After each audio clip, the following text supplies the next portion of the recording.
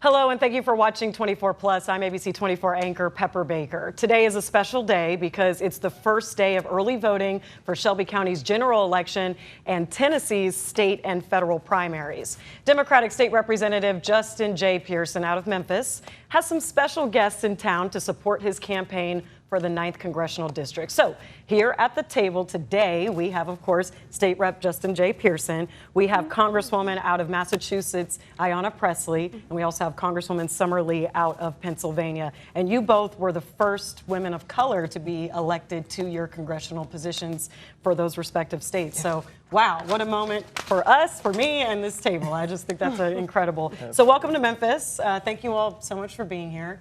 And just want to start with Congresswoman Lee. Why was it important for you to be here today? I think we are in such a moment, and I think it's so important right now that we show that we don't consent to the things that are being done to us by the federal government, the things that are being done to us by some of our state governments, and that we have to show people that we're willing to fight for them no matter the conditions. So I think for us, we want to show the nation that the South is worth fighting for. And not only is the South worth fighting for the South in and of itself, but because everything that we care about, especially if you're a progressive, if it's voting rights or environmental justice or education, all of those things are now tied to the fate of these black districts that got gerrymandered and for their ability to fight back against these racist gerrymanders. So we want to be here for that. And we want people to know that we're fighting because they're fighting and that solidarity is really important. Yeah, it's definitely an important time in history at this moment, which brings me to my next question, Congresswoman Pressley. Why do you think Memphis, or what role does Memphis play in the national political conversation? Yeah, well, I mean, first, as goes the South, so goes the nation. And that's not only true in terms of harms that are piloted here. This becomes a testing case, but, also it gives us a sight line into the most effective and best movement strategies to advance progress, to resist, to reject, to condemn, because Memphis has played that role throughout history. So we're here in solidarity as movement partners because the South plays a critical role in the consciousness of our nation. Absolutely. Representative Pearson, you went out beyond Tennessee to really raise awareness about congressional redistricting. We see national figures now in town. Just how has that been going? What's the passion and just the purpose behind that? Yeah, I mean, we are in one of the most significant and consequential congressional races in the United States of America. It's no coincidence that we were the first state in the union to take away the first majority black district, and we are in the fight for our voting rights and our civil rights. And it's really powerful to have extraordinary congresswomen who understand the vital importance of this congressional race, but also the message that it sends that we are fighting back against white supremacy and against people who are trying to strip away voting rights that were earned, that were fought for, that were gained by people giving their all, including their lives, for us to have it. And so this just shows our fight here in Memphis, our fighting District 9 across the state of Tennessee and across the country really matters and has a lot of value. Definitely. We will unpack that congressional redistricting for District 9 in a little bit, but you all have chosen to support State Rep Justin J. Pearson for his congressional campaign. What's so specific about his experience and his priorities that he's running on that you believe makes him the best person for the job? Yeah. Can I say that today, the first thing we did, when we got in and we touched ground, we went on a tour. We called it the Toxic Tour, but it was essentially an environmental justice tour. And when I was on it, it was just so striking to me that this is the exact thing that we fight in Western Pennsylvania. The company might be different, but the pollution, the harms, the cycles, it's almost formulaic, I said, right? It's almost formulaic what happens to marginalized people, disenfranchised people through environmental racism and environmental justice. And what I see in justice is almost, kind of a mirror of the fight in the way that I came in. I was also a state rep before I went to Congress. We were also fighting back against environmental pollutions in our district. He understands how important that organizing struggle, being in connection with the people on the ground, bringing them into the work. I know that there's a lot to be said about the types of people we need in Congress. Right now, we need people who are bringing new, fresh perspectives. There are enough people who are beholden to the CEOs, to the companies. We need those folks who are beholden to the aunts, right? Who are beholden to the grandparents, who are beholden to the kids with asthma, who are beholden to those everyday people who are never going to go. They're not going to walk the halls with us, not often, but they should be there even when they're not physically there. And that's what Justin has always done. You were very vocal about XAI from the get-go. You know, and we're starting to see in East Tennessee where there's a pause and hesitancy to data centers. And from your experience, was that somewhat the same in Pennsylvania, where it started to have a little bit more consideration of where they were placed? People are, first of all, people are tired. You know, it's data centers today. It was fracking before that. It's whatever refinery, whatever mill before that, but it's always the same communities. Right. And it just feels like these sacrifice zones are always expected to take whatever it is that they give us. But when we come to ask questions, or we come to figure out what are the community benefits, if any, right, we are almost always told that we just have to suck it up. So I think that there are a lot of questions about this and a lot of conversation, not just about what the technology can mean for our communities, but what are the health impacts for our communities? What are the costs and benefits that they don't want us to have these conversations? So a lot of our communities, whether or not they have well-formed, you know, opinions or decisions on the data centers themselves, they do know that these conversations look familiar, and they know that the tactics are looking familiar. And if we don't get on top of these conversations, we're going to find ourselves again in a familiar situation. So that's why people are starting to perk up in Pennsylvania, and obviously here too. Wow, lots of similarities across the country. Sure, and again, our destinies are tied, and that's why we're compelled to be here. You know, from the Commonwealth of Pennsylvania to the Commonwealth of Massachusetts. You know, from Massachusetts to Memphis. What I see in Justin, let me just tell a story I think that illustrates, you know, what is unique and authentic and necessary in this moment and what he brings in his leadership. Earlier today, I ran into a family that was here celebrating their black family, their family reunion, okay? And and listen, it's an important tradition, okay? The only way we know how to do it. Right. They wanted to give me a family reunion T-shirt, you know, in fact, so I'm really in. But they said, you know, why are you here? And I said, oh, I'm here to campaign for Justin Pearson. And they were from, you know, all over the country, from DC, from Ohio, from Florida, and they all said, oh, we love that young man. Would you please tell him? And we're going to make a donation to him today. And I said, I'm going to hold you to that. I said, but do you mind just sharing with me what is it that you love about him? And they said that he tells the truth, that he fights for everyone, and that they have grown tired of the Democratic Party. They think that in many ways, party leadership is not meeting the moment, that we give a lot of speeches. And so, although he is an incredible orator, he is an organizer, he is a coalition builder. And in this moment, what we need are people that are committed to building and advancing a multiracial democracy, an intergenerational movement, one that where everyone's humanity and dignity are centered, and where we fight for the safety and the joy for everyone. I mean, he's a humanist, but he's also proven, right? He didn't wait until he got elected to do the work. He was already doing the work, stopping a pipeline in Southwest Memphis. And that's important as well, because I say all the time, we're writing the blueprint for someone else's survival. What I love about Justin is he's kind of a throwback, you know, because he is paying close attention to that blueprint that in the past has obstructed Confederacy and white supremacy and has advanced a more just, a more equitable nation. And so we need him. We need him as an organizer. We need him as a truth teller. We need him as a movement builder. We need him as someone who's beholden to the people and not to corporate interests. He doesn't take corporate PAC money. And then finally, I would say I've been in Congress for 8 years. Again, first black woman to represent Massachusetts in well, any person of color, both Representative Lee and I. It took 230 years to break that ceiling, but when I ran in 2018, I ran on a platform of Medicare for all and abolishing ICE, and didn't take corporate PAC money, and canceling student debt, and all these things that people treated as if they were fringe, radical, you know, marginal issues. And through movement building and through the elections of people like Congresswoman Lee and others, these issues are now what the majority of the people are demanding. If you take an issue like data centers, 70% of the people in this country, they don't want them. Wow, mic drop moment there. Okay, yeah. No, that's strong. So you all are Massachusetts and Pennsylvania, but at the end of the day, Tennesseans have to vote Representative Pearson in. So how do you all think your influence will get Tennesseans to care enough to get out and vote for him? Let me just say, I take that actually very seriously. I don't take lightly endorsing people because I recognize that, we don't always, we don't come from these places. Where, I don't know the people of Memphis, but I do. And that is the thing that gets me. And when I do know the people, because I know what people are struggling with on the ground, and I know the type of fighters that they deserve.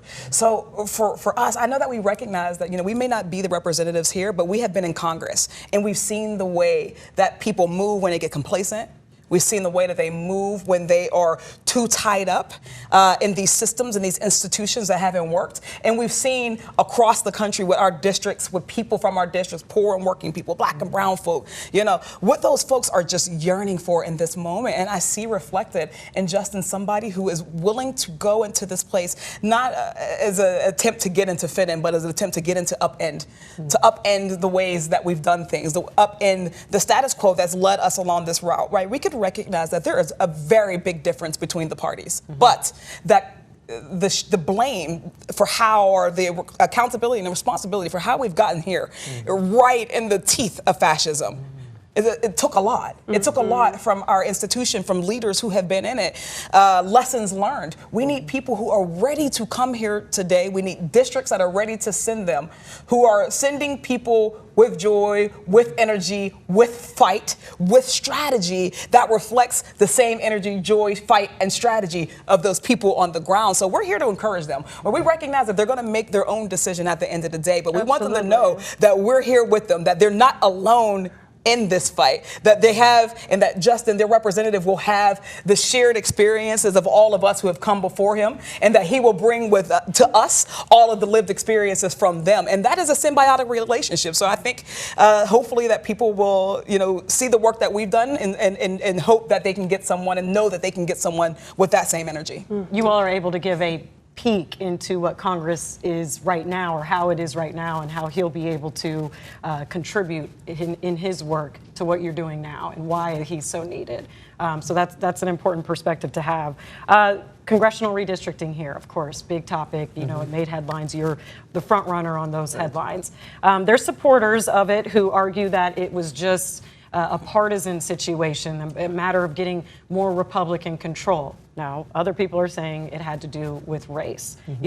How do you all view those changes, and what impact do you believe it's had on District 9? Well, let's say this. Let's just tell the truth. And Republicans did tell the truth. They said, we use census data to determine how to break up the 9th Congressional District. The census data does not have your political affiliation, but it does have race and demography information. They used race to split our district almost perfectly into thirds to dilute black political power. But the question we are asking ourselves right here in this district is that enough to stop us? And I've traveled all 15 counties, met with people, both black, white, folks who are indigenous, folks who are people of color, and no, we're not quitting.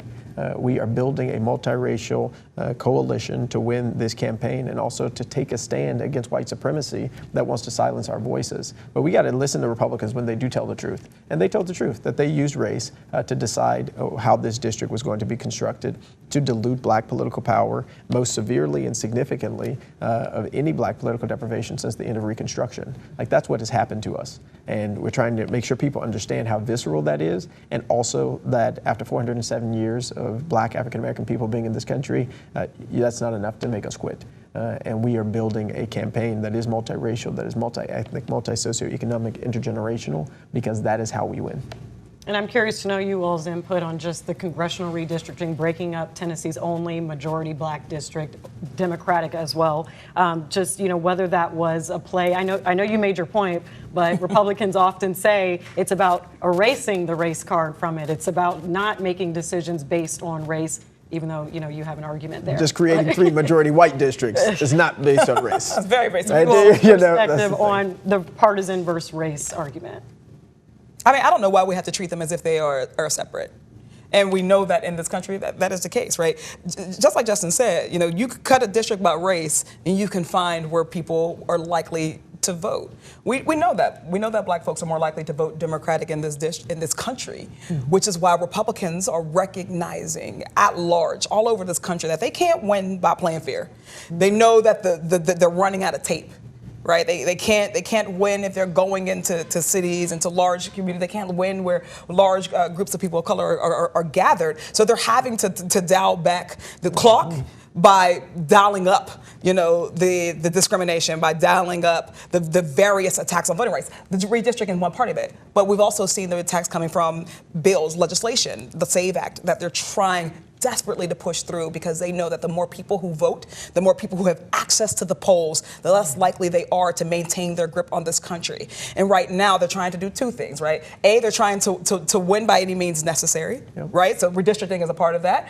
Changing the rules for how people can vote, making it harder and harder and harder for people who they do not want to participate, but also by just outlasting people, by discouraging voters. I often talk about the disenfranchising tactics of campaigning, the disenfranchising tactics of what happens when you feel like you can't fight back because you no longer are represented, because no matter how much you vote, you will never see someone who represents your values, your culture, your community in these spaces. And what it does is it beats you down in the long term. And bit after bit, election after election, you'll see fewer and fewer people will vote. Our job is to fight back against that trend. The redistricting is not a permanent fix. It is not a permanent ill either. It means that we have to last another day. That means we have to keep people engaged. We have to keep people encouraged, but we also have to make sure that they know the truth about what they're doing. And Republicans are not lying to you. When people show you who you are, believe them the first time. Believe them the first time. And I would also just, add that there is a deficit of trust in government and institutions right now for credible reasons. And Justin's leadership is so needed because just as that family here for their family reunion that I met earlier, Justin gives them hope. And in a fascist state, part of their a key component of their strategy and their tactic in this flood the zone, in the overwhelm, in this segregated, divided, dystopian view that they have for our country is for you to believe that it is an inevitability, that there is nothing that you can do. They want you to feel helpless. They want you to feel hopeless. And so, we're here to say, we're not just going to talk about what will Democrats do once we regain a majority and have a gavel. We're not here to talk about the power that we'll wield when we have a gavel. We're here to remind you of your power and to say that right now you need to stand up. You need to stand in the gap. You need to bring your unique gift to the resistance because this is not about surviving the next 2.5 years. We are determining the next 100. Yes. We are determining the next 100. And so what's happening with this racial gerrymandering is consistent with the anti-blackness of this administration, which has been hell-bent on attacking black people, black bodies, black votes, black power, black progress. But we know what to do. Memphis knows what to do because we have pattern recognition. This moment is unprecedented in our lifetime. But as we celebrate, commemorate the 250 anniversary, we've been here longer than that, but as we commemorate that, the next 250 they must look better. They must look different. They must look more equitable and more just. So we have pattern recognition and we know exactly what to do, to weather this storm. And then ultimately, when we get to the other side of this, to do the work of reconstruction, because we will have to do that. And I trust this young man to be an architect of that. Okay, wow. We have two lasting questions here because I know you guys have a busy day and a big event. I want to talk about the event, but before we get to that, you do have a tough primary and arguably an even tougher general.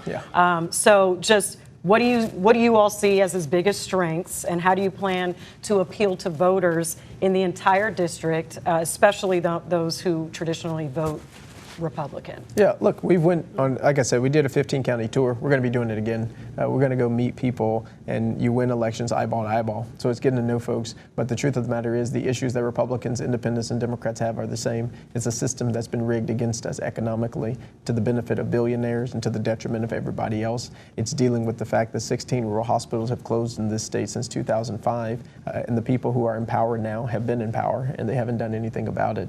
We don't have to change our messaging. We have to keep telling the truth. And we know the people who are going to be on the other side of this race in the next 100 or so days, they're going to lie, they're going to try and cheat, and they're going to try and steal the election. And our responsibility is to tell the truth, to show up, to make sure we have election protection, and meet voters where they are. Everybody is struggling right now, unless you're a billionaire. And our job is to say we've got a pathway to make sure we have a increase in the minimum wage, to make sure we expand the amount of resources for Social Security, helping to lift children out of poverty with an earned income tax credit. Like, we have actual plans and solutions to these problems. We're not beholden to corporations. We don't take corporate PAC money, unlike most of the other people who are in this race who are elected officials. And that is what is resonating with the farmers that I'm talking to or with the pharmacists. Okay, good message there. You all just have any points to make just about how the fact that it is Tennessee and, majority conservative, and there's just an uphill battle with that, and just how he will prevail? Well, Tennessee is, when we say a majority conservative, recognizing that it is not always that way. Right, it hasn't always been that way. And it doesn't always have to be that way. And the redistricting tries to compound that, right? It tries to make and give the illusion that there is more support for a particular agenda than there actually is. But we know, because this district existed just 2 months ago, just 3 or 4 months ago, there was a district here in the state of Tennessee that was a blue district. We know from 2 years ago or 4 years ago that there was another district. That's right. So there are people within this district that span the ideological perspective. And I think that the thing that I think resonates with, I think, how Justin moves and how so many others in our movement move, is that we recognize that people don't necessarily orient themselves on this left to right spectrum, right? People want their daily needs to be met. They want to know that their representative, that their government will see them and hear them, and that when they have a cry, that it will actually be heard. Wherever you go, whether it's a rural community or an urban community, we have hospitals closing, we have monopolies forming. Whether you are in a blue state or a red state, we have people who are struggling with the cost of gas, to the cost of their utilities, to the cost of their groceries, right? Wherever we are across this country, we have people who are making tough decisions, whether they'll have to pay for their medications, or they'll have to pay for their child to go to college, or they'll have to pay to keep a roof over their head. Those are decisions that Americans of all stripes are tired of making. And we need people right now who know that the problem is the game itself. Right? There is a lot of talk about the difference between workhorses and show horses, and we hear various narratives. And I mention that not to bring up the arguments of others, but I mention it because what I've seen and what I've learned in my time in government is that as long as we play the game of our oppressors, we cannot ever get ahead. And what we need are people who are ready, not just for what we're building next, but who are doing it now. We have to create the conditions that we can survive in and that we can thrive in. And Justin, coming from a legislature that has not necessarily been a comfortable place for people who are black or brown, for people who are progressive, for people who are liberal, for women, for LGBTQ folks, for people who look very different and very similar to each other, we need people who are going to build those coalitions. We need people who are going to fight differently than we've seen before, but still with the historical lineage. That's right. That keeps us and got us here this far. We need to bring out all the stops. So we don't need to necessarily do the same things I've done. That's how we got here. I think that this time is calling for something different, something bolder, something bigger, and everybody can't meet that moment. And I also think just meeting people where they are, actively listening to them and governing in ways that are cooperative. I know that he does that. I don't, listen, I don't endorse candidates. I endorse work. I endorse policies. I endorse vision. And those are all the things. We have the moral clarity here in Justin. We have the conviction. But most of all, we have the consistency. He is not reinventing who he is. He is not new to this. He has been true to this. Whether you're talking about taking on the NRA, whether you're talking about environmental racism, whether you're talking about challenging those who seek to weaponize religion and faith, people who claim they're doing things in the name of God, but every day moving in ways that make people hungrier, poorer, sicker, and less safe. But the truth-telling piece is so important because even people who tend to be more conservative or perhaps supported the current occupant of the Oval Office, this is not what they voted for. They voted for someone that said they would be a peace president.